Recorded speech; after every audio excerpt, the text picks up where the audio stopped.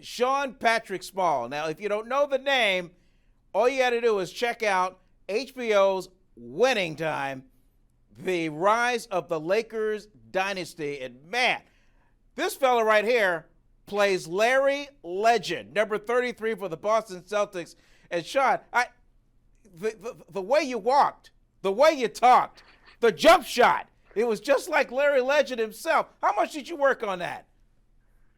I worked on it a lot, actually. Yeah, we had a really good basketball trainer, Edon Ravine, who's trained the likes of like Steph Curry and a bunch of different all-stars. So he helped in forming the game of Bird for me. I mean, I played basketball my whole life, but playing modern day basketball compared to Bird's shot and his movements on the court is quite different. So he helped me with that on the court, but then it was just a lot of YouTube watching of game footage, just literally him in interviews or him walking, just like figuring out where that confidence comes from and kind of just embodying it. What are your buddies from the old Los Altos days are saying now? I mean, you're a big star now. They're pumped, actually. Yeah, they keep sending me these photos and videos from like our high school days. I used to work at Bald Eagle summer camps, which was run by my old JV coach, and he sent this, photo, and everyone's like, "Oh, Larry Legend, there he is. He's right there, 2010." I'm sure there's some guys that are going to be like, "See that guy right there? Yeah, he went for the pump fake, and I got a shot off on it." Yeah, that is for sure. I actually was the one doing more of the pump fakes because I was kind of like Bird, where I didn't really have the hops or the athleticism as much as everyone else, so I had to get a little crafty with my game. Did you have his swagger? I don't think anyone had his swagger. I mean, Magic has his type of swagger, but Bird's swagger was just a whole different world. You got an interesting story because you went to USC, fight on. Yeah. Fight on. Yeah. You're working on the screenplay about Larry Bird, and then boom, this project kind of falls in your lap. It's an interesting story. Tell the folks. Yeah, so in 2014, right at the end of college, I was thinking how I could combine my love for acting and writing into one thing.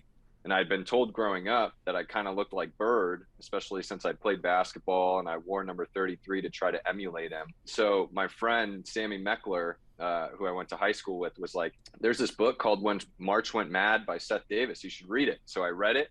And I was like, oh, he definitely has a good backstory to tell. So I ended up writing this mini-series about Magic and Bird leading up to that 1979 national championship game.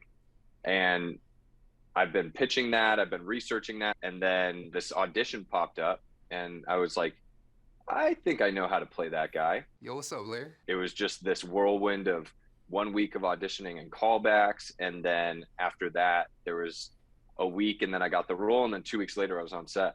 We talked to Solomon Hughes not too long ago. He said when he got the part, he went to the blacktop, took about 100 shots each hand trying to duplicate the sky hook. I would imagine you went right to the gym to start getting up shots.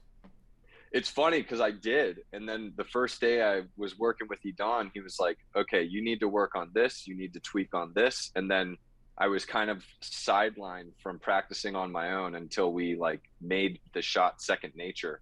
So I was kind of itching on the sidelines because some of the practices, they would play a little 5-on-5 and I wasn't allowed to play. I always told my friends, especially the ones back home, I'm like, this is the closest I get to being a professional basketball player.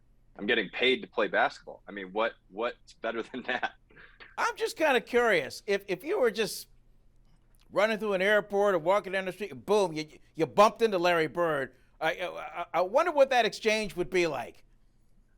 Yeah, I wonder too. I mean, I'd love to sit down and have a beer with him sometime, but I've been saying, if he just watches the show and he sees kind of how I portrayed him, I don't think he would have an issue with it.